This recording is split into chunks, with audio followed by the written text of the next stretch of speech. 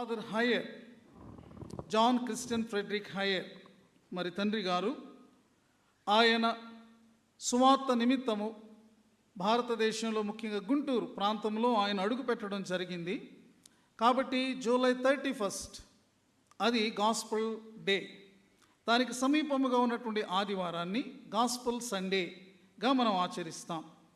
మరి gospel day అంటే Andhra evangelical Lutheran సంఘము ఆవిర్భవించినటువంటి ఒక గొప్ప దినం అన్నమాట.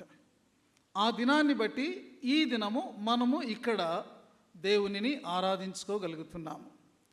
నాడు ఒక చిన్న విత్తనంలాగా అది అక్కడ ప్రారంభమైంది. ఈనాడు ఒక మహావృక్షంగా అది పెరిగి మరి ఒక కొమ్మగా ఒక రెమ్మగా మనము ఇక్కడ ఉంటూ ఉన్నాము. కాబట్టి ఎంత విశేషమైనటువంటి భాగ్యం.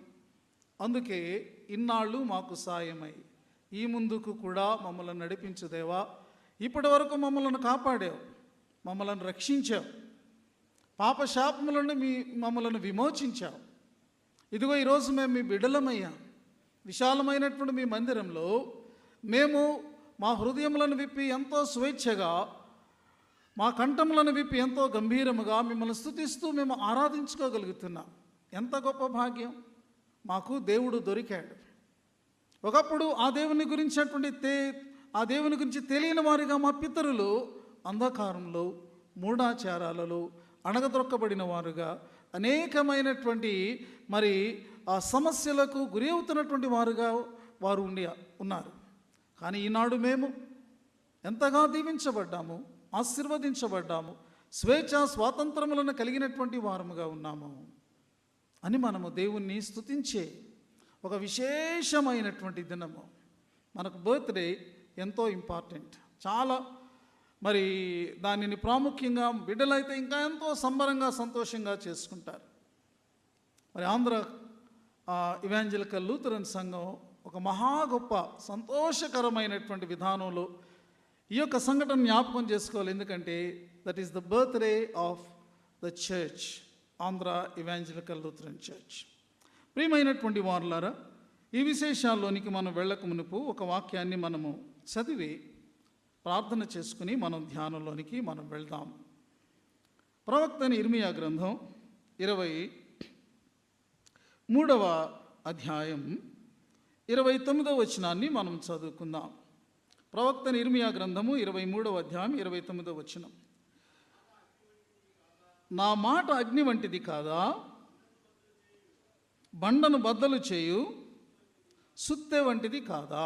తలలు వంచి చిన్న ప్రార్థన చేసుకుందాం. ప్రేమ స్వరూపుడు అయిన మా తండ్రి, మీకు వందనాలు చెల్లిస్తున్నాం. ఈ ఆదివార దినాన దేవా, ఈ విశేషమైనటువంటి సంఘటనను కూడా మేము జ్ఞాపకం చేసుకునే ఈ సమయాన దేవా, ఇట్టి భాగ్యాన్ని మాకు ఇచ్చినందుకు మేము మీకు వందనస్తులమై ఉన్నాం. నాయనా తండ్రి, మీ యొక్క దయగల దృష్టి మా మీద ఉన్నది. అనంతమైనటువంటి ప్రేమ మా ఎడల మీరు కలిగి ఉన్నారు. కాబట్టి ప్రభువా నాయనా, మీ దాసులను తండ్రి మా వరకు పంపి నాయనా మాకు మీ సువార్తను ప్రకటింపచేసి ఈరోజు తండ్రి మేము మీ బిడ్డలు కాగలిగినట్లు, మిమ్మల్ని తండ్రి అని పిలవగలిగేటటువంటి ఆధిక్యత పొందగలిగినట్లు మా జీవితంలో మీరు కార్యం చేశారు. నాయనా, మా హృదయపూర్వకమైన స్తుతులు స్తోత్రములు మేము మీకు సమర్పించుకుంటూ ఉన్నాము. ప్రియమైన తండ్రి, సమయంలో మేము మీ వైపు చూస్తున్నాం. నాయన తండ్రి, మీ వాక్కు చేత మమ్మల్ని స్పర్శించండి. దేవా, ఇదిగో తండ్రి మమ్మల్ని ప్రేరేపించండి. ఒక నూతన స్ఫూర్తిని ప్రభువా మేమందరము పొందగలిగినట్లు కృప దయచేయమని ఈ సమయమందు నా నోటి మాటలు, మా అందరి హృదయ ధ్యానములు మీ దృష్టికి అంగీకారములగునట్లును సహాయము చేయమని యేసుక్రీస్తు దివ్యనామంలో ప్రార్థించి వేడుకొంచున్నాము తండ్రి, ఆమేన్. ప్రభునందు ప్రియమైన దేవుని బిడ్డలారా, పాత నిబంధన లేఖన భాగం ఇర్మియా గ్రంథం 23వ అధ్యాయం మరి మనము చదువుకున్నాము 16 నుండి 32 వచనాలు. ఈ వాక్య భాగాన్ని ఒకవేళ మీరు ఆల్రెడీ చదువుకుని ఉన్నట్టయితే, లేదా ఇక్కడ చదవబడుతున్నట్టు మీరు విని ఉండినట్టయితే ఒక విషయాన్ని మీరు తప్పగా గ్రహించి ఉంటారు. అదేమిటి అంటే, కొంతమంది దేవుని యొక్క నామములో మన దగ్గరికి బయలుదేరి వస్తారు. మీ గురించి దేవుడు మాకు స్వప్నాన్ని ఇచ్చాడు, మీ గురించి దేవుడు మాకు దర్శనంలో కనపడ్డాడు, చెప్పాడు, మాకు స్వరం వినబడింది, మీకు ఇలా అవ్వబోతుందంట, మీకు అలా జరగబోతుందంట అని చెప్పి మన దగ్గరికి వారు రావడం జరుగుతుంది. సహజంగా ఇలాంటి మాటలు మనం విన్నప్పుడు మనం అట్రాక్ట్ అవుతూ ఉంటాము.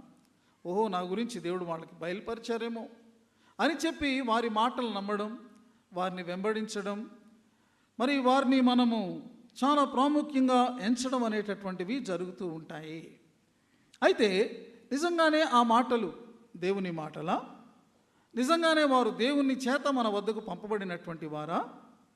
ఈ విషయాలు మనం ఆలోచన చేసినప్పుడు ఆధునిక క్రైస్తవ సంఘం ఇలాంటి విషయాల్లో చాలాసార్లు మోసపోతున్నటువంటి, భ్రమపడుతున్నటువంటి పరిస్థితులు మనం ఎన్నో ఎగ్జాంపుల్స్ చూడగలం. అయితే ఈరోజు ఒక హెచ్చరిక తన ప్రవక్త అయిన ఇర్మియా ద్వారా యెహోవా దేవుడు మనకిస్తున్నాడు. నాడు తన ప్రజలైన ఇశ్రాయేలీయులకు ఇచ్చాడు, నేడు మనకు కూడా ఇస్తూ ఉన్నాడు. మీరు జాగ్రత్త పడండి. మీకు ఎవరు వచ్చి మీకు బోధిస్తున్నారో, ఎవరు ఏ విధంగా నా పేరున మరి వారు మీతో మాట్లాడుతున్నారో మీరు జాగ్రత్తగా ఉండాలి. ఎందుకంటే వచ్చే ప్రతి ఒక్కరూ కూడా నా నుండి వచ్చినటువంటి వారు కాదు. మనం 23వ అధ్యాయంలో ఒక 2 వచనాలు మనం చదువుకోవచ్చు. 21, 22 వచనాలు నేను చదువుతున్నాను, మీరు చూడండి. 23వ అధ్యాయం. నేను ఈ ప్రవక్తలను పంపకుండినను వారు పరిగెత్తి వచ్చెదరు, నేను వారితో మాట్లాడుకుండినను వారు ప్రకటించెదరు. వారు నా సభలో చేరిన వారైన ఎడల వారు నా మాటలు నా ప్రజలకు తెలియచేతురు. దుష్క్రియలు చేయక వారు దుర్మార్గమును విడిచిపెట్టినట్లు వారిని త్రిప్పియుందురు. ఇదే యెహోవా వాక్కు. ఇక్కడ కొంతమంది గురించి ప్రభు హెచ్చరిస్తూ ఉన్నారు. ఆయన వారిని పంపలేదంట, కానీ వాడు దేవుడు మమ్మల్ని పంపాడని వచ్చారట. దేవుడు వారికి ఏ వాక్కును ఇవ్వలేదట, కానీ దేవుడు మాతో మాట్లాడాడు ఇలాగా అని వాళ్ళు తాము చెప్పే మాటలు దేవుని మాటలు అని చెప్పడం మొదలుపెట్టారట. చూసారా? అంటే దేవుని పేరును పట్టుకుని తిరుగుతున్నటువంటి వాళ్ళు చాలామంది ఉన్నారు. Be careful. Oh Christian, you should be careful about your spiritual life. నీ ఆధ్యాత్మిక జీవితం విషయంలో నీవు జాగ్రత్త పడకపోతే నీవు చాలా ప్రమాదంలో పడతావు. నీ ఆధ్యాత్మిక జీవితం అది నాశనం అవుతుంది. ఎందుకు అంటే వీళ్ళను మనం ఎలా గుర్తుపట్టచ్చు అంటే వాళ్ళు చెప్పే మాటలు ఎలా ఉంటాయట. 16, 17 వచనాలు చూడండి. నేను చదువుతున్నాను 23వ అధ్యాయం ఇర్మియా గ్రంథం. వారు నన్ను తృణీకరించు వారితో మీకు క్షేమము కలుగునని యెహోవా సెలవిచ్చెననియు, ఒకడు తన హృదయ మూర్ఖత చొప్పున నడువుగా వానితో మీకు కీడు రాదనియో చెప్పుచు యెహోవా ఆజ్ఞను బట్టి మాట్లాడక తమకు తోచిన దర్శనమును బట్టి పలుకుదురు. ఎంత క్లియర్గా ఉందో చూసారా? వారు వచ్చి ఏం చెప్తారట, ఇదిగో ఎవరైతే దేవుణ్ణి తృణీకరిస్తున్నారో వారితో చెప్తారట, మీకు క్షేమము కలుగుతుందని దేవుడు చెప్తున్నాడు అని అంటారట. ఎవరైతే మూర్ఖముగా తిరుగుబాటు స్వభావంతో అవిధేయులుగా ఉండి ఆ హృదయ మూర్ఖత చొప్పున ప్రవర్తిస్తారో వారి దగ్గరికి వెళ్ళి అంటారట, మీకేమీ కీడు రాదు, నో ప్రాబ్లం అని అంటారట. చూసారా? భక్తిహీనతను ప్రోత్సహించేటటువంటి వాళ్ళు వీళ్ళు. దేవునికి వ్యతిరేకమైనటువంటి జీవితాన్ని ప్రోత్సహించేవాళ్ళు. అలా జీవిస్తున్న వారిని కూడా దేవుడు దీవిస్తాడని, కాపాడతాడని వీళ్ళు అబద్ధాలు మాట్లాడుతున్నారు. అక్రమాన్ని వారు ప్రచారం చేస్తూ ఉన్నారు. ప్రియమైనటువంటి వారులారా, వీళ్ళు చేస్తున్నటువంటిది ఏంటంటే దేవుని యొక్క నామాన్ని దుర్వినియోగం చేస్తున్నారు. నీ దేవుడైనటువంటి యెహోవా నామమును నీవు వ్యర్థముగా ఉచ్చరించకూడదు అనేటటువంటి ఒక గంభీరమైనటువంటి ఆజ్ఞను వారు ఉల్లంఘిస్తూ ప్రజలకు ఇలాంటి మోసపు మాటలు చెబుతూ ఉన్నారు. మనం ఎంత జాగ్రత్తగా ఉండాలి. ఇదిగో యొక్క ప్రజలను వారు తప్పుత్రోవ పట్టిస్తున్నారు, దేవుని నుండి చాలా దూరంగా లాగేస్తున్నారు. వ్యక్తులను, సమాజాన్ని, దేశాన్ని కూడా వాళ్ళు ఏం చేస్తున్నారంటే మరి ఈ యొక్క మోసపూరితమైన మాటల చేత మోసం చేస్తున్నారు. Whoever believes the words of these prophets, they are very much deceived. మంచి నిజం ఇది కరెక్ట్ అని నమ్ముతూ వారు మోసపోతూ ఉన్నారు. కాబట్టి జాగ్రత్త సుమా, నువ్వే మాటలు వింటున్నావో. ఒకవేళ నీలో ఉన్నటువంటి పొరపాటును కానీ, లేకపోతే నువ్వు చేసే తప్పును కానీ, లేకపోతే నువ్వు తప్పిపోయినటువంటి మార్గాన్ని కానీ సరిచేస్తూ నేను సరిదిద్దుతూ ఉన్నటువంటి వ్యక్తి ఎవరైనా ఉన్నట్టయితే, ఒకవేళ అది నీకు గాయం కలిగించవచ్చు, నొప్పి కలిగించవచ్చు, కానీ అలాంటి వ్యక్తే నిజమైన దేవుని సేవకుడు. మనం చేసే ప్రతి దానిని సమర్థించేవారు, ప్రోత్సహించేవారు, పర్వాలేదు అనేటటువంటి వారు మన ఆత్మకు ద్రోహం చేస్తున్నటువంటి వారు. సంగమా, బీ కేర్ఫుల్.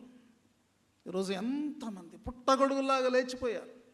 ఎక్కడ పడితే అక్కడ మనం చూస్తే దేవుని సేవకులుగా వాళ్ళు క్లెయిమ్ చేసుకుంటున్నారు. Be careful. నీ విశ్వాస విషయంలో నీవు బహుజాగ్రత్త పడవలసి ఉన్నది. నీ భక్తి విషయంలో నీవు బహుజాగ్రత్త పడవలసి ఉన్నది. దేవుని వాక్యాన్ని, నిక్కచ్చైనటువంటి దేవుని వాక్యాన్ని, ఏ విధమైనటువంటి కల్మషము లేకుండా నిర్మలమైనటువంటి వాక్యాన్ని బోధించేటటువంటి సేవకులు కావాలని మనం కోరుకోవాలి, ప్రార్థన చేయాలి. అటువంటి సేవకుల ద్వారానే దేవుడు మనతో మాట్లాడుతాడని మనం తెలుసుకోవాలి. కాబట్టి తీయని మాటలు చెప్పేవారు చాలామంది ఉంటారు. మన మనసుకు తగినటువంటి వాటిని చెప్పేవారు చాలామంది ఉంటారు. మనం నమ్మకూడదు. మనం బయటికి వెళ్ళినప్పుడు ఏదైనా ఆహారం కొనుక్కునేటప్పుడు, ఇదిగో ఆ యొక్క ఆహారం మన నోటికి రుచిగా ఉండొచ్చు, రుచిగా ఉంది కదా అని దేని పడితే దాన్ని మనం తింటే మన ఆరోగ్యం పూర్తిగా పాడైపోతుంది. మన నోటికి అందేటటువంటి రుచి ముఖ్యం కాదు. అది మనకు ఆరోగ్యాన్ని ఇచ్చేదా, మనకు బలాన్ని ఇచ్చేదా, మన క్షేమకరమైనదా అని మనం ఆలోచించి అప్పుడు మనము అది ఆరోగ్యకరమైనదా అయితేనే మనం దానిని భుజించాలి కదా. ఆత్మ విషయంలో కూడా అంతేనండి. దేవుని వాక్యం ఆహారం లాంటిది, పానం లాంటిది. అయితే దానిలో ఏది పడితే అది మిక్స్ చేసేసి ఇది దేవుని వాక్యమని వాళ్ళు చెప్పినప్పుడు అది నీ ఆత్మకు అనారోగ్యాన్ని కలిగించేటటువంటి పరిస్థితి ఉన్నది. ఆ విషయంలో నీవే జాగ్రత్త పడాలి. కాబట్టి పాత నిబంధన ఈ హెచ్చరికను మనకు చేస్తూ ఉన్నది. పత్రిక లేఖన భాగంలోనికి మనం వచ్చినప్పుడు అక్కడ వ్రాయబడినటువంటి విషయం ఏంటంటే, నిజమైనటువంటి దేవుని యొక్క సేవకుల యొక్క విధానం ఎలా ఉంటుంది మనం చూడొచ్చు. అపోస్తల కార్యముల గ్రంథంలో నుండి 16వ అధ్యాయం ఈ దిన మన పత్రిక లేఖన భాగం. ఇక్కడ 16వ అధ్యాయంలో 9, 10 వచనాలు నేను చదువుతున్నాను. బైబిల్ ఉంటే చూడండి, లేకపోతే జాగ్రత్తగా వినండి. అప్పుడు మాసిదోనియా దేశస్థుడు ఒకడు నిలిచి, నీవు మాసిదోనియాకు వచ్చి మాకు సహాయం చేయమని తనను వేడుకొనొచ్చినట్టు రాత్రివేళ పౌలునకు దర్శనము కలిగెను. అతనికి ఆ దర్శనము కలిగినప్పుడు వారికి సువార్త ప్రకటించుటకు దేవుడు మమ్మల్ని పిలిచి ఉన్నాడని మేము నిశ్చయించుకొని వెంటనే మాసిదోనియాకు బయలుదేరుటకు యత్నము చేసితిమి. పౌలు, ఆయన సహచరుడైనటువంటి శీల, వీరు త్రోయా అనే ఒక ప్లేస్లో ఉన్నారు. సువార్తను ప్రకటించుకుంటూ వచ్చి అక్కడ వారు స్టే చేశారు. వారు అనుకుంటున్నారు, గతంలో వారు కొన్ని ప్లేసెస్కి వెళ్ళి సువార్త ప్రకటించి సంఘాలను స్థాపించారు. కాబట్టి మరలా అదే స్థలాలకు వెళ్ళి మరలా మనం వారందరినీ ఒకసారి పలకరిద్దాం, వారి ఆధ్యాత్మిక జీవితం ఎలా ఉందో చూద్దామని వాళ్ళు ప్లాన్ చేసుకున్నారు. కానీ దేవుని యొక్క ఆలోచనలు భిన్నంగా ఉంటాయి. దేవుని సేవకులను దేవుడు తన ఆత్మ ద్వారా నడిపించేవారుగా ఉంటారు. కాబట్టి ఆ రాత్రి పౌలు విశ్రమిస్తూ ఉండగా ఆయనకు ఒక దర్శనం కలిగింది. ఆ దర్శనంలో మాసిదోనియా దేశానికి చెందినటువంటి ఒక ఆయన కనపడ్డాడు. ఆయన అంటాడు పౌలు గారిని చూసి, అయ్యా, మీరు మా ప్రాంతానికి వచ్చి, మా దేశానికి వచ్చి, మా ఊరికి వచ్చి మాకు సహాయం చేయండి అని అభ్యర్థించడం ఆ యొక్క దర్శనంలో పౌలు చూశాడు. తెల్లారి లేచాడు, బహుశా ప్రార్థన చేసుకున్నాడు, ప్రభువా, ఈ యొక్క స్వప్నం నాకు కలిగింది, దర్శనం కలిగింది. అతను ఒక నిశ్చయత కలిగింది. అదేంటంటే దేవుడే ఈ దర్శనం ద్వారా నాతో మాట్లాడాడు. కాబట్టి నేను అనుకున్న ప్లాన్ ప్రకారం కాదు, దేవుని ప్లాన్ ప్రకారంగా నేను వెళ్ళాలి అని తన డైరెక్షన్ని మార్చుకున్నాడు. ఇప్పటి వరకు వారు ఆసియా ఖండ ప్రాంతంలో సేవ చేశారు. మొట్టమొదటిసారిగా ఐరోపా ఖండంలోనికి వారు అడుగు పెడుతూ ఉన్నారు. క్రొత్త ప్రదేశం, క్రొత్త ప్రజలు, క్రొత్త పరిస్థితులు, లేకపోతే సంస్కృతి అన్నీ కూడా డిఫరెంట్. అక్కడ ఉన్నటువంటి వాళ్ళెవరూ పౌలుకు తెలియదు. యట్ దేవుడు తనను నడిపించాడు కాబట్టి పౌలు శీల ఆ ప్రాంతానికి వెళ్ళారు. నిజమైన దేవుని సేవకునిలోనండి మనము గ్రహించగలిగేటటువంటి, గుర్తించగలిగే ఇతను నిజమైన సేవకుడు అని గుర్తించడానికి మనకు కొన్ని సూచనలు కనబడతాయి. ఒక సూచన ఏంటంటే అతని ద్వారా దేవుని కార్యాలు జరుగుతూ ఉంటాయి. అతను వాక్యాన్ని ప్రకటిస్తే ఆ వాక్యం వినేవారిలో ఫలిస్తుంది.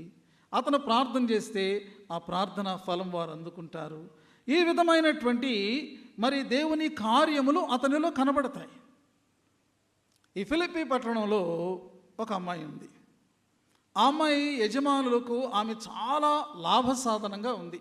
ఎందుకు అంటే ఆమె మరి ఎవరిదైనా వస్తువులు పోతే వాళ్ళు అక్కడికి వస్తే అది ఎక్కడ పోయిందో, ఎక్కడుందో, ఎవరు దొంగిలించారు అని చెప్పేస్తుంది, భవిష్యత్తు చెప్పేస్తుంది.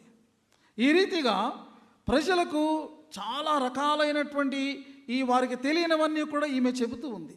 బైబిల్ గ్రంథం ఏముందంటే దాని అంతటినీ కూడా సోది అని అంది. ఏముందండి? సోది. అంటే సోది కూడా చాలా ఇంట్రెస్టింగ్గా ఉంటుంది అనమాట, చాలా టేస్టీగా ఉంటుంది అనమాట కదండి. కానీ బైబిల్ దాన్ని సోది అంటుంది. ఎందుకంటే దీనికి ఈ అమ్మాయికి ఏమీ ఎక్స్ట్రాడినరీ టాలెంట్ లేదు. It's not some super natural power. ఇదంతా కూడా ఒక దయ్యపు శక్తి. పుతోను అనే దయ్యం పట్టింది కాబట్టి ఆ దయ్యం యొక్క సహాయంతో ఈమె తనకు తెలియకుండానే, she was not under her control. ఈ అపవిత్రాత్మ పట్టినటువంటి వాళ్ళు వాళ్ళ యొక్క స్వాధీనంలో వాళ్ళు ఉండరు. వారి మనసును ఆత్మ పట్టుకుని నడిపిస్తూ ఉంటుంది. కాబట్టి ఈ అమ్మాయి చెప్పేస్తూ ఉంది. కాబట్టి దయ్యాలు ఏం చెప్తాయన్నమాట? సోది చెబుతాయి. దాన్ని తెలుసుకోవాలి మనం. కానీ అది చాలా రుచిగా ఉంటుంది. అక్కడ కూడా మనం మోసపోవచ్చు. భూత వైద్యం చేస్తామని, ఆ వైద్యం చేస్తామని, ఈ వైద్యం చేస్తామని చాలామంది ఉంటారు. మన విశ్వాసులు కూడా పరిగెడతా ఉంటారు అక్కడికి. అంటే నీ క్షేమము కొరకు నీవు దుష్ట శక్తిని నీవు ఆశ్రయిస్తూ ఉన్నావు అన్నమాట. అది నీ ఆత్మకి ఎంత ప్రమాదకరమో నేను చెప్పలేదు. ప్రియమైనటువంటి వారులారా, ఈమె ఏం చెప్తుందంటే ఇలా చేస్తూ ఉంది. అయితే పౌలు శీలను చూసినప్పుడు వారిని గుర్తుపట్టేసింది. దయాలకు యేసు ప్రభు ఎవరో తెలుసు, యేసు ప్రభుకు చెందిన వారు ఎవరో కూడా తెలుసు కదండి. యేసు ప్రభు వారు ఆ గెరాసేన దేశానికి, గదరేనే దేశానికి వెళ్ళినప్పుడు అక్కడ అపవిత్రాత్మ పట్టిన వాళ్ళు వచ్చి ఫస్ట్ ఏమన్నారు?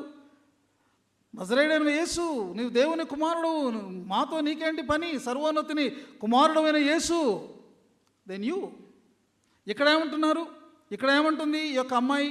ఈ అమ్మాయిలో ఉన్నటువంటి అపవిత్రాత్మ దైవం ఏమంటుంది తెలుసా? వీరు సర్వోన్నతమైనటువంటి దేవుని యొక్క దాసులు. వీళ్ళు ఏం చెప్తారు? మీకు రక్షణ మార్గము ప్రచురిస్తారు. పౌలు గారు రోజు ఆ మార్గంలో వెళ్తున్నాడు, వస్తున్నాడు. ఒకరోజు ఆయనకి చాలా బాధ కలిగింది, మనసులో ఒక రకమైన వేదన కలిగింది. అయ్యో, ఈ అమ్మాయి ఈ శక్తితో ఉన్నది అని చెప్పి సింపుల్గా గద్దించేటప్పటికి ఆ దయ్యం విడిచిపెట్టేసింది. Great deliverance from the evil power.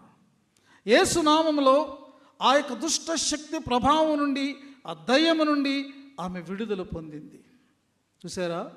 we see the work of God in the life of that little girl, that girl, through Paul and Silas. పౌలు శీలల ద్వారా దేవుని యొక్క కార్యం అక్కడ మనం చూస్తాము. ఇది మొదటి సూచన.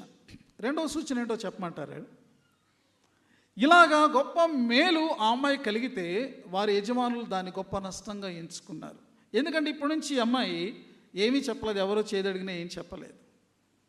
కాబట్టి మాకొచ్చే డబ్బు పోయింది, మా లాభ సాధనాన్ని వీళ్ళు ఇలాగ మార్చేశారని చెప్పి వారి మీద నిందారోపణలు చేసి వారిని మరిదిగో అధికారుల దగ్గరికి వారు ఈడ్చుకుని వెళ్ళి వారి మీద కంప్లైంట్ చేసినప్పుడు, ప్రియమైన వారులారా, పౌలును శీలను వీపు చిట్లిపోయేటట్టు బెత్తాలతో కొట్టారు. వీపంతా గాయమైపోయింది. అంతేకాదండి, వారికి ఆహారం లేదు, పానము లేదు. చెరసాల్లోనికి, లోపలి భాగంలోనికి వారిని త్రోసివేసి వారికి సంకెళ్ళు వేసి బంధకాల్లో వాళ్ళని బిగించేశారు. నిజమైన దేవుని సేవకుడు మనం గుర్తుపట్టేది ఎలాగో తెలుసా? మంచి చేసినా అతడు శ్రమను ఎదుర్కొంటాడు, నిందల్ని ఎదుర్కొంటాడు, అవమానాలను ఎదుర్కొంటాడు, లేనిపోని ఆరోపణలు ఎదుర్కొంటాడు, కొన్నిసార్లు ఈ విధమైన హింసను కూడా ఎదుర్కొంటాడు. దేవుని కార్యములు అతని ద్వారా జరుగుతూ ఉంటాయి. ప్రభువు కొరకు అతడు ఇలాంటి శ్రమలను, హింసలను కూడా అనుభవిస్తూ ఉంటాడు. చూసారా, అక్కడికి వెళ్ళారు వీరు. అర్ధరాత్రి వేళ ఎంత ఒళ్ళంతా వరకు ఎంత నొప్పిగా ఉండి ఉంటుందో ఆలోచించండి. ఆ గాయములు వారిని బాధిస్తూ ఉంటాయి. కొంచెం బాడీ మూవ్ అవుతూ ఉంటే చాలు, ఒక్కసారి పెయిన్, అది మళ్ళా అది పైకి అలాగా నొప్పి అది వస్తూ ఉంటుంది. కానీ in the middle of the night what they were doing, మా వీపు మీద పడిన ప్రతి దెబ్బకు కూడా ఒక ఫలం ఉన్నది. మా మీద చెప్పబడిన ప్రతి అబద్ధానికి కూడా, ప్రతి మరి నింద ఆరోపణకు కూడా there is a great fruit. They knew it. వాళ్ళకు తెలుసు మా మీద పడే దెబ్బను మా ప్రభువు చూస్తున్నాడు. ఆయన దాన్ని అనుమతించాడంటే దానివల్ల ఏదో ఒక ఉద్దేశము, సాఫల్యము కాబోతూ ఉన్నది అని వాళ్ళు నమ్మారు. కాబట్టి అర్ధరాత్రి వేళ దే వర్ ప్రైజింగ్ గాడ్. వాళ్ళు దేవునిని స్తుతించుచు, పాటలు పాడుచు వారు ప్రార్థన చేయించు ఉన్నారు. మనము అర్ధరాత్రి వేళ లేచి ఎప్పుడైనా పాట పాడామా? ఏమండి, చక్కగా మన బెడ్ మీద, మన ఇంటిలో మనము సౌఖ్యాన్ని అనుభవిస్తూ ఉన్న సమయంలో ఎప్పుడైనా సరే, కానీ in the middle of the night వాడు సంఖ్యలలో ఉన్నారు. కాళ్ళు చేతులు కదపడానికి లేదు, కానీ వారి శరీరం బంధించబడి ఉన్నది, కానీ వారి ఆత్మ స్వేచ్ఛను కలిగి ఉన్నది. చూసారా, ఈ యొక్క సూచనలన్నీ ఏమి చూపిస్తున్నాయంటే they are the true servants of God. వారు నిజమైన దేవుని సేవకులండి. శ్రమకు వెరవలేదు, ఈ యొక్క హింసకు వాళ్ళు, లేకపోతే అన్యాయానికి వాళ్ళు కేకలు పెట్టలేదు. న్యాయం కొరకు వారు పోరాడేటటువంటి వారుగా వాళ్ళు లేరు. దేవుడు మా జీవితంలో ఏది అనుమతించినా there is a purpose. Yes, ఫిలిప్పీలో జీవము గల దేవుని సంఘము అది పుట్టింది. పౌలుకు ఇష్టమైనటువంటి సంఘాలలో ఫిలిప్పీ సంఘం. ఫిలిప్పీ పత్రిక మీరు చదివినట్టయితే ఇన్ని ప్రశంసలు ఫిలిప్పీ సంఘానికి పౌలు ఇస్తాడు. శ్రమ వ్యర్థం కాల, హింస వ్యర్థం కాల. ప్రియమైనటువంటి వాళ్ళరా, ఈరోజు మనం జ్ఞాపకం చేసుకుంటున్నాము ఇలాంటి వాక్యాలు కలిగినటువంటి ఈరోజు మనము కూడా క్రమంలో మనం ఉన్నాము. 1842 సంవత్సరంలో జూలై 31వ తారీఖున హయ్యర్ మిషనరీ గారు మొట్టమొదట గుంటూరులో ప్రవేశించారు. చాలాసార్లు వారి గురించినటువంటి విషయాలు, వివరాలు మనం విని ఉంటాం. ఈరోజు కొన్ని హైలైట్ పాయింట్స్ నేను చెప్పాలని అనుకుంటూ ఉన్నాను. అంటే కొన్ని పర్టిక్యులర్ ఈవెంట్స్ నేను మీ ముందు ఉంచాలని నేను కోరుకుంటున్నాను. దేవుడు తన సేవకుడిని ఎలాగ వాడుకున్నాడు, ఈ దేశాన్ని ప్రేమించినటువంటి దేవుడు ఏ రీతిగా తన సేవకుని పంపి ఆయన వాడుకున్నారు అనేది మనం చూడవచ్చు. హయ్యర్ గారు అమెరికాలో సేవ చేస్తూ ఉన్నారు. ఆయన ఈ మిషనరీ పరిచర్యకు రాకముందు ఒక మిషనరీ సమావేశంలో ఆయన వాక్యాన్ని చెప్పడానికి ఆయనకు అవకాశం ఇచ్చినప్పుడు ఆయన ఒక వాక్యాన్ని తీసుకుని దాని మీద ప్రసంగం చేశారు. అది యోనా గ్రంథంలో ఉన్నటువంటి వాక్యం. లేచి వెళ్ళి ప్రకటించు. ఇది మనం ప్రార్థించే సమయం ఉన్నది, అలాగే లేచి వెళ్ళాల్సిన సమయం కూడా ఉన్నది. లేచి వెళ్ళాల్సిన సమయంలో నీవు ప్రార్థన అని ఆగిపోకూడదు. ప్రార్థించవలసిన సమయంలో నీవు బయట తిరగకూడదు. చూసారా, కాబట్టి లేచి వెళ్ళి ప్రకటించు అని అతడు దాని మీద ప్రసంగం చేశాడు. ఒకరోజు దేవుడు ఆయనతో చెప్పారు, పరిస్థితులను కల్పించారు, నీవు లేచి వెళ్ళాలి. 3 చిన్న మాటలు, లేచి వెళ్ళి ప్రకటించు. అక్కడ అమెరికాలో ఆయన లేచి భారతదేశానికి వెళ్ళాలి. చూసారా, unknown people, unknown land, unknown language, unknown culture, everything unknown, everything new to him. ప్రతిదీ కూడా అతనికి క్రొత్తదే. అలాంటి పరిస్థితుల్లో ఆయన భారతదేశానికి సాహసంతో ఆయన అడుగుపెట్టినట్లు మనం చూడగలుగుతూ ఉన్నాం. అప్పటికి ఆయన వయసు 49 సంవత్సరాలండి. భార్య మరణించింది, 5 బిడ్డలు ఉన్నారు. వారిని అక్కడ విడిచిపెట్టి దేవుని సేవకు తను తాను అంకితం చేసుకొని మరి ఆయన ఒక సువార్తను ప్రకటించాలి తెలుగు ప్రజలకు అనేటటువంటి భారముతో ఇక్కడకు ఆయన అడుగు పెట్టడం జరిగింది. సో ఒక హైలైట్ పాయింట్, ఆయన తన ఆరంభ దినాలలో గుంటూరు వచ్చి ఆయన అక్కడ నివాసం ఉంటున్నప్పుడు హెన్రీ స్టోక్స్ అనేటటువంటి కలెక్టర్ గారి యొక్క ఆయన ప్రోత్సాహము ప్రోద్బలము ఆయన యొక్క సహకారముతో ఆయన అక్కడ నిలిచి ఆయన సేవను ప్రారంభించారు. ప్రతి ఉదయకాలం ఆయన సేవ ఎలా ఆరంభమయ్యేది అంటే, ఉదయకాలం ఆయన లేచి సిద్ధపడినప్పుడు మరి దాదాపు 70 మంది గుడ్డివారు, కుంటివారు, అంగవైకల్యం కలిగినటువంటి వారు సిద్ధంగా ఉండేవారట. ఉదయకాలముననే ఆయన వారికి సువార్తను ప్రకటించి తరువాత వారందరికీ కూడా ఆయన ధనాన్ని, కొంత డబ్బులను ఆ వారికి ప్రతిరోజు కూడా ఆయన దానంగా ఇచ్చేవారట. అది దీన్ని మనం ఆలోచన చేస్తే మనకేమీ అర్థమవుతూ ఉన్నది, మన ప్రభు అయిన యేసుక్రీస్తు ఈ లోకంలోనికి వచ్చినప్పుడు ఆయన పేదలతో, అంటరాని వారితో, లేకపోతే సమాజంలో తృణీకరించబడినటువంటి వారితో ఆయన గడిపారు. వారి పట్ల ఎంతో శ్రద్ధను ప్రేమను ఆయన కనుపరిచారు. అలాంటి వారిని తన హక్కును చేర్చుకున్నారు. ప్రభు సేవా విధానం ఇది. గొప్పోళ్ళని పట్టుకుంటే, ధనవంతులు పట్టుకుంటే, లేకపోతే ఉన్నత స్థానంలో ఉన్నటువంటి వారిని పట్టుకుంటే మనకు కూడా హెల్ప్ కలుగుతుంది కదా, అలా కాదు. అంటే ఆయన సేవలో అటువంటి వారు కూడా సహకరించారు. కానీ ప్రతి ఉదయమునలో కూడా ఆయన ఇలాంటి వారి పట్ల శ్రద్ధ చూపుట ద్వారా యేసుక్రీస్తు ప్రభు యొక్క స్వభావాన్ని ఆయన బయలుపరిచారు. తరువాత ఆయన సేవాకాలంలో మరొక పాయింట్ ఏంటంటే, పలనాడు ప్రాంతంలో పోలేపల్లి అనేటటువంటి ప్రదేశానికి వెళ్ళి సువార్తను ప్రకటించారు. సువార్తను ప్రకటించి తర్వాత ఆ యొక్క సువార్త దండయాత్ర అయిపోయిన తర్వాత ఆయన అమెరికా వెళ్ళారు. మరలా అమెరికా నుండి ఆయన తిరిగి రావడం జరిగింది. వచ్చిన తర్వాత మరలా ఆ గ్రామాన్ని ఒకసారి దర్శిద్దామని ఆయన వెళ్ళడం జరిగింది. ఆయన వెళ్ళే నాటికి దాదాపు 22 మంది కంటే ఎక్కువ మంది బాప్తీసం తీసుకోవడానికి సిద్ధంగా ఉన్నారు. ఆయన చాలా ఆశ్చర్యపోయారు, అరే ఇది ఎలా సంభవించింది? అప్పుడు ఆ గ్రామంలో ఉన్నటువంటి ఒక విశ్వాసి ఆయన దగ్గరికి వచ్చారు. ఆయన పేరు ఏమిటంటే మాలపాటి యోహాన్. ఆయన అన్నారు, అయ్యా 4 సంవత్సరాల క్రితం మీరు మా యొక్క గ్రామానికి వచ్చారు, సువార్తను ప్రకటించారు, ఇదిగో ఈ గ్రంథాన్ని మాకు ఇచ్చారు. ఈ గ్రంథం యొక్క ఫలితమే ఈరోజు ఇంతమంది బాప్తిస్మానికి సిద్ధపడ్డారు. నాడు ఆయన మరి వచ్చినప్పుడు ఈ మాలపాటి యోహాన్ అనేటటువంటి వ్యక్తి చాలా ప్రభావితుడయ్యాడు సువార్తకు. కాబట్టి ఆయన తన మనసులో దాన్ని పెట్టుకున్నాడు.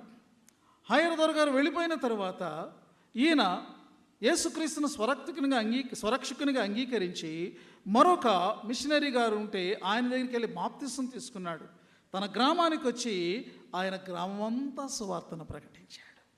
ప్రియమైనటువంటి వారులారా, దేవుని వాక్యం జీవము గలదండి. ఈ వాక్యము తన పని తాను జరిగించుకుంటుంది. ఫాదర్ హెయిర్ గారున్నా, మరొక మిషనరీ గారున్నా, లేకపోయినా వాళ్ళు ప్రకటించినటువంటి వాక్యం ఉన్నది చూశారు. ఆ వాక్యంలో దేవుని యొక్క జీవం ఉంది. ఆ జీవము ఎవరైతే పొందుకుంటారో అది వారిలో నుండి ఇతరులకి అది ఇతరుల జీవితాల్లోనే కూడా ఆ జీవం ప్రవహిస్తూ ఉంటుందన్నమాట. ఎంత అద్భుతమైనటువంటి విషయం. హయ్యర్ గారికి ఎంత గుండెలు నిండిపోయినాయో చూసారా. ఆయన మరి వారికి బాప్తిసం ఇవ్వడానికి సిద్ధపడ్డారు. అయితే నేటి దినాలలో లాగా బాప్తిస్మాని ఏదో పైన అవి తీసుకోవడానికి వచ్చారు కదా, ఎంత గ్రేటు. మీరు యేసుప్రభు నమ్ముకున్న రండి బాప్తిసం ఇచ్చేస్తామని అలాగే ఇవ్వాల. బాప్తిసం అనేటటువంటి చాలా గంభీరమైన విషయం అండి. దాన్ని మన గంభీరమైనదని మనం తెలుసుకోవాలి. దానికి అలాంటి విలువనివ్వాలి. ఒక అవగాహనతో, ఒక గ్రహింపుతో, ఒక అంకిత భావంతో ఈ బాప్తిస్మం అనేటటువంటి దానిలోకి మనం అడుగు పెట్టాలి, దేవుని కుటుంబంలోనికి అడుగు పెట్టాలి. అలా కాకుండా ఉంటే ఆ బాప్తిస్మానికి వాల్యూ లేదు. ఆ బాప్తిస్మం యొక్క ఉద్దేశం నీ జీవితంలో, నా జీవితంలో ఏమాత్రము కూడా అది సఫలం కాదు. అందుచేత ఆయన ఏం చేశారంటే వారికి తరగతులను ఏర్పాటు చేసి ప్రభువు నేర్పిన ప్రార్థన, 10 ఆజ్ఞలు, విశ్వాస ప్రమాణం వారికి బోధించి వారు దాన్ని మళ్ళీ ప్రశ్నలు వేస్తే చెప్పగలిగే అంతగా వారిని సిద్ధపరిచి, అంటే పరీక్ష పెట్టారనమాట. అప్పుడు వారు అందులో పాస్ అయినప్పుడు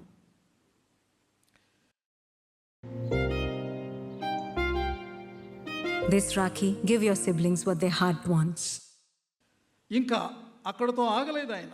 ఎందుకంటే కొంచెం మంచి జ్ఞాపక శక్తి ఉన్నవాళ్ళు ఉన్నారనుకోండి, టక్కనే నేర్చుకుని చెప్పేయగలుగుతారు. నీవు పొగాకు తీసుకుంటావా, నీవు మద్యం తీసుకుంటావా, అలాంటి వాటన్నిటిని ఆపేయాలి సుమా.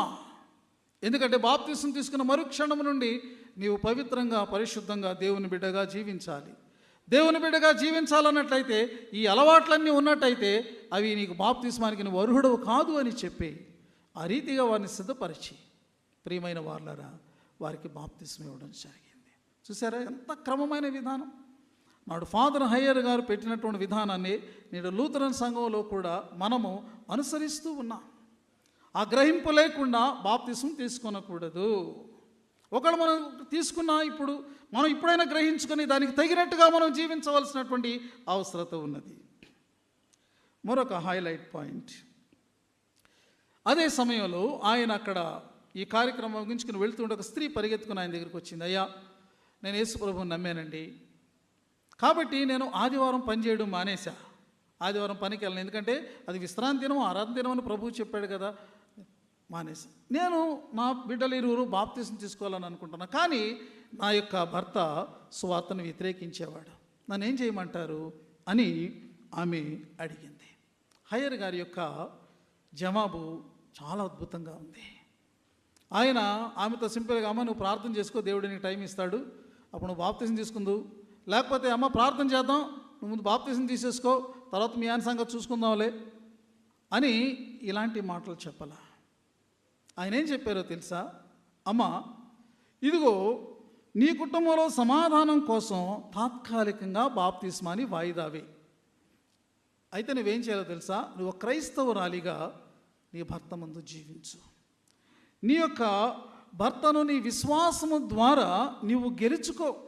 అప్పుడు నీ భర్త కూడా విశ్వసిస్తాడు, అతడు కూడా ప్రభువుని ప్రేమించి వెంబడించేవాడవుతాడు అని చెప్పారు. చూసారా, ప్రార్థించమని చెప్పాలా? మనం ప్రార్థించి మన జీవితంలో మార్పు లేకుండా ఇంకోటి మార్చాలంటే కాదు. If you want to change other person, if you want to attract other person towards Jesus Christ, first you must show it in your personal life. నీ వ్యక్తిగతమైన జీవితంలో ఆ ప్రభు యొక్క ప్రభావాన్ని నీవు చూపించకపోతే అవతల వ్యక్తి ఎలా నమ్ముతాడు? కాబట్టి ఉత్తి ప్రార్థనలు వద్దండి.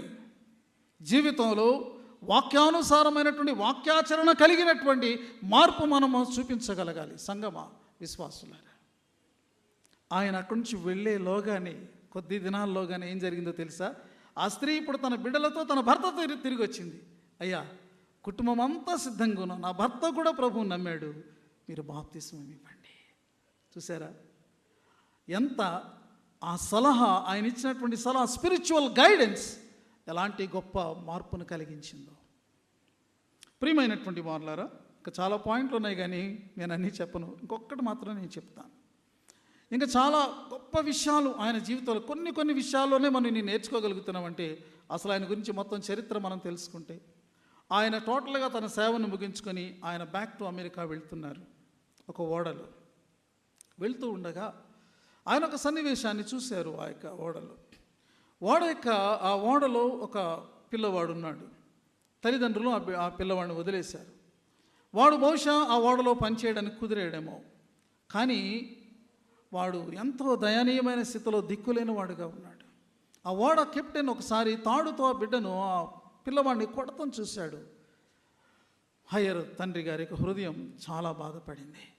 ఏం చేయాలి నేను అని ఆలోచించాడు. ఓడ కెప్టెన్ దగ్గరికి వెళ్ళి, అయ్యా, ఆ పిల్లవాడిని పనికి మధ్యలో విరామ కాలం ఉంటుంది కదా, గ్యాప్ ఉంటుంది కదా, నా దగ్గరికి పంపిస్తారా 1 గంట అని ఆ బిడ్డ పక్షంగా పర్మిషన్ తీసుకున్నాడు. ఓడ కెప్టెన్ మరి పర్మిషన్ ఇచ్చాడు. ఆ బిడ్డను తన దగ్గరికి తీసుకుని ఎంతో దయ చూపిస్తూ వ్రాయడు, చదవడం ఆ బిడ్డకు నేర్పించాడు. అలాగే లూథరు చిన్న ప్రశ్నోత్తరి ఆ బిడ్డకు వివరించి ఆ బిడ్డ దాన్ని కంటత పెట్టినట్లు చేశాడు. ఒక చిన్న బిడ్డ యొక్క ఆత్మ కొరకు ఆయన పడుతున్నటువంటి తపన మనం చూస్తాం. దీన్ని చూచి ఆ ఓడలో ఉంటుండగా ఇద్దరు యవనస్తులు ప్రభావితులై, అయ్యా మాకు కూడా బోధించండి, మేము కూడా నేర్చుకుంటామని ఆయన దగ్గరకు వచ్చి ఆయన బోధను నేర్చుకున్నారు. కెప్టెన్లో కూడా మార్పు రావడం జరిగింది. ఆయన కూడా హయ్యర్ తండ్రి గారి దగ్గరికి వచ్చి అడిగాడు, అయ్యా నాకు కూడా ఏదైనా బోధించండి, I want to learn French. అంటే ఈయనకు ఫ్రెంచ్ భాష వచ్చు కాబట్టి ఫ్రెంచ్ని నేర్పించడం మొదలుపెట్టాడు. ఒక దేవుని సేవకుని యొక్క ప్రజెన్స్ ఎక్కడ ఉంటే అక్కడ ఏముంటో తెలుసండి, దేవుని యొక్క ఆశీర్వాదం ఉంటుంది. God's blessing. Wherever you are the child of God, you are the servant of God. People must be blessed. దీవించబడాలి. ఏదో ఒక దీవెన, దేవుని యొక్క దీవెన. వృద్ధ మిషనరీ యొక్క పరిశుద్ధమైన జీవితం నాడు ఆ ఓడలో అంతమందిని ప్రభావితం చేయగలిగింది. ప్రియమైన వారులారా, నేను మిషనరీగా భారతదేశంలో ఉన్నప్పుడే నేను ప్రజలకు సేవ చేయాలి, అంతేగాని ఇంకా అయిపోయింది నాకు, నేను అయిపోయింది, నేను రిటైర్ అయిపోయానని చెప్పేసి ఆయన అనుకోలేదండి. ఒక క్రైస్తవ విశ్వాసి ఆలయంలో ఉన్న అతడు దేవుని బిడ్డగానే ఉంటాడు, దేవుని సేవించుకుంటాడు. ట్రైన్లో ప్రయాణమే వెళుతున్నా దేవుని బిడ్డగానే ఉంటాడు, దేవుని సేవించుకుంటాడు. ఎక్కడ ఉన్నా సరే మన జీవితాలు దేవునితో ముడిపడి ఉన్నాయి. కేవలం మన ఉద్యోగంతో కాదు, మన పనితో కాదు. ఇలాంటి గొప్ప వ్యక్తిని మనం జ్ఞాపకం చేసుకుంటున్నాం. ఆయన బట్టి దేవునికి వందనాలు మనం చెల్లిస్తున్నాం. ఇదిగో ఆయన చేసిన కార్యం యొక్క ఫలములుగా మనం ఉన్నాము, ఆ ఫలములను మనం అనుభవిస్తున్నాము. మన తరంలో మనం ఎలా ముందు కొనసాగుతున్నాం. యేసు ప్రభు వారు అనేక విషయాలు మత్తయి సువార్తలో చెప్పారు. రెండింటినే నేను మీకు ముందు ఉంచుతాను. ఒకటేంటంటే, ఇదిగో ఎవరైతే మనుషుల ఎదుట నా నామాన్ని ఒప్పుకుంటారో, ఇదిగో పరలోకమందు తండ్రి ఎదుటను ఆయన దూతల ఎదుటను నేను వానిని ఒప్పుకుంటాను. మనం ఈ లోకంలో మనం క్రీస్తుతో ఐడెంటిఫై చేసుకుని wherever we are Christians, that's all. Not only in the church, not only among Christians, wherever you are Christian. అది మనము మెయింటైన్ చేయాలి. రెండవది ఏంటో తెలుసా, ఇదిగో నా పేరున ఎవరైనా ప్రవక్త మీ ఇంటికి వచ్చినప్పుడు గిన్నెడు చన్నీళ్ళు ఇస్తే చాలు. గిన్నెడు చన్నీళ్ళు ఇవ్వడానికి ఎన్ని కోట్లు ఖర్చు పెట్టాలండి మనం కదా? నథింగ్, ఏం అవసరం లేదు. కానీ వచ్చినటువంటి వాడు దేవుని యొక్క సేవకుడు, దేవుని ప్రవక్త అనేటటువంటి గౌరవభావంతో, దేవుని మీద ఉన్నటువంటి గౌరవభావంతో మనం ఏది చేసినప్పటికీ కూడా ఒక గిన్నెడు చన్నీళ్ళైనా దేవుడు దానికి ప్రతిఫలాన్ని ఇస్తాడు. దేవుడు ప్రభు దాని ద్వారా మనకేమి చెప్తున్నారు? దేవుని యొక్క సేవకులను మనం గౌరవించాలి.